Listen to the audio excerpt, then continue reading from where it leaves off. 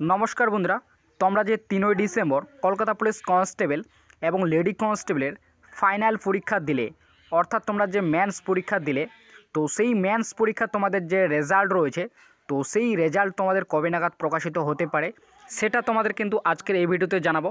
এবং এর পাশাপাশি রেজাল্টের প্রকাশিত হওয়ার পর তোমাদের যে ইন্টারভিউ রয়েছে, তো সেই ইন্টারভিউর জন্য তোমাদের কিন্তু এবছরে কতজন প্রার্থীকে ইন্টারভিউর জন্য ডাকবে সেটাও কিন্তু তোমাদের এই ভিডিওতেই জানাবো। এবং তোমাদের যে কলকাতা পুলিশ কনস্টেবলের কাট অফ রয়েছে, অর্থাৎ তোমরা যে 3ই ডিসেম্বর ফাইনাল পরীক্ষা দিলে কলকাতা পুলিশ কনস্টেবলের, তার যে কাট অফ রয়েছে, তো সেই কাট অফ তোমাদের কিন্তু এবছরে কত যাবে, অর্থাৎ মেল এবং ফিমেলের কাট অফ তোমাদের কত যেতে পারে বা কত যাবে সেটা তোমাদের কিন্তু এই ভিডিওতে জানাবো। তো অবশ্যই ভিডিওটি শেষ পর্যন্ত দেখবে। তোমরা যদি কলকাতা পুলিশ কনস্টেবল এবং লেডি কনস্টেবলের প্রার্থী হয়ে থাকো তাহলে আমি তোমাদেরকে বলবো তোমরা অবশ্যই ভিডিওটি শেষ পর্যন্ত দেখবে। তোমাদের কাছে এই ভিডিওটি খুবই গুরুত্বপূর্ণ হতে চলেছে। তো প্রথমে তোমাদেরকে জানিয়ে রাখবো, কলকাতা পুলিশ কনস্টেবল এবং লেডি কনস্টেবলের তোমরা যে ফাইনাল পরীক্ষা দিলে এবছরে, তো সেই ফাইনাল পরীক্ষায় তোমাদের কিন্তু এবছরে কাট অফ কত যাবে, অর্থাৎ মেলের কাট অফ কত যাবে এবং তোমাদের কিন্তু ফিমেলের কাট অফ কত যাবে সেটা কিন্তু তোমাদের প্রথমে জানিয়ে রাখবো।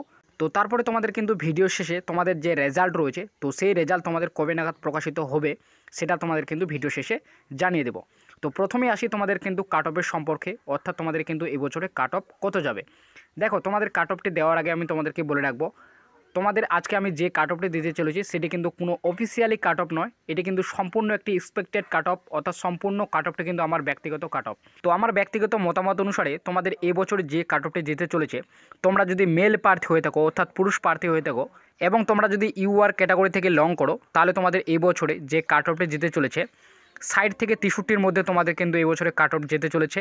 এবং তোমরা যদি ওবিসি প্রার্থী হয়ে থাকো, ওবিসি বি, তাহলে তোমাদের এবছরে যে কাট অফটি থাকছে 58 থেকে 61-র মধ্যে তোমাদের কিন্তু এবছরে কাট অফ থাকছে। এবং তোমরা যদি ওবিসি এ প্রার্থী হয়ে থাকো তাহলে তোমাদের এক্ষেত্রে যে কাট অফটি থাকছে 52 থেকে 55-র মধ্যে তোমাদের কিন্তু কাট অফ থাকবে। এবং তোমরা যদি এসসি প্রার্থী হয়ে থাকো তাহলে তোমাদের যে কাট অফটি থাকছে 51 থেকে 53-র মধ্যে তোমাদের কিন্তু এবছরে কাট অফ থাকবে। এবং তোমরা যদি এসটি প্রার্থী হয়ে থাকো তাহলে তোমাদের যে এবছরে কাট অফ থাকছে 48 থেকে 50-এর মধ্যে। তো এবার আসে তোমাদের ফিমেলের ক্ষেত্রে, অর্থাৎ মহিলাদের ক্ষেত্রে। তো মহিলাদের ক্ষেত্রে যে কাট অফে যেতে চলেছে, তোমরা যদি ইউআর প্রার্থী হয়ে থাকো তাহলে তোমাদের কিন্তু এবছরে কাট অফ থাকছে 55 থেকে 59-এর মধ্যে কাট অফ থাকছে।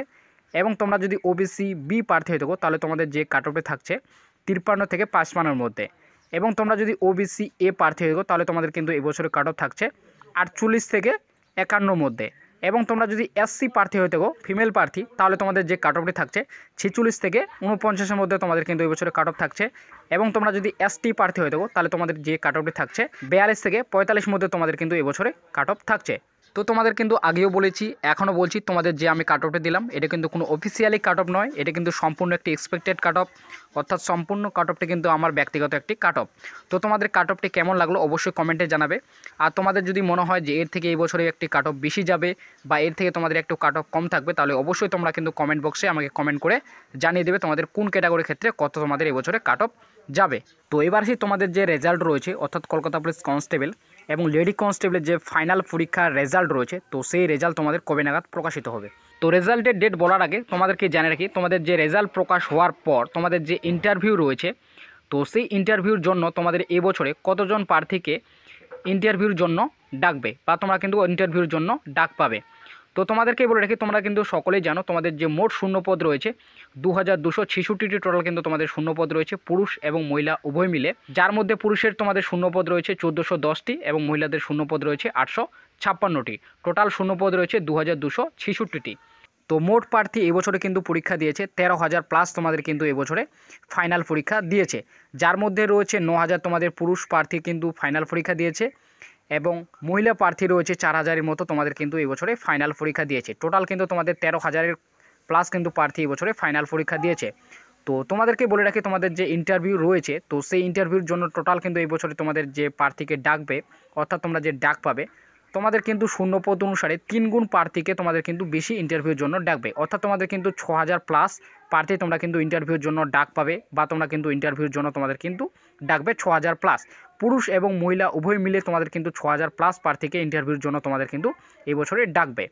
তো এবার আসি তোমাদের যে রেজাল্ট রয়েছে, তো সেই রেজাল্ট তোমাদের কিন্তু কবে নাগাদ প্রকাশিত হবে। দেখো, তোমাদের যে এই রেজাল্টটি রয়েছে, তো এই রেজাল্টটি তোমাদের কিন্তু প্রকাশ হওয়ার বিশেষ সম্ভাবনা রয়েছে তোমাদের 2024 সালের ফেব্রুয়ারি মাসের তোমাদের কিন্তু শেষের দিকে এই যে রেজাল্টটি রয়েছে এই রেজাল্টটি তোমাদের কিন্তু প্রকাশ হওয়ার একটি বিশেষ সম্ভাবনা রয়েছে। তো তোমরা ধরে রাখতে পারো কলকাতা পুলিশ কনস্টেবল এবং লেডি কনস্টেবলে তোমাদের যে ফাইনাল রেজাল্ট রয়েছে তো সেই রেজাল্টে তোমাদের কিন্তু প্রকাশিত হচ্ছে 2024 সালের ফেব্রুয়ারি মাসের 3rd উইকের পর থেকে, অর্থাৎ তোমাদের কিন্তু ফেব্রুয়ারি মাসের লাস্ট উইকে তোমাদের কিন্তু এই রেজাল্টটি প্রকাশ হওয়ার একটি বিশেষ সম্ভাবনা রয়েছে।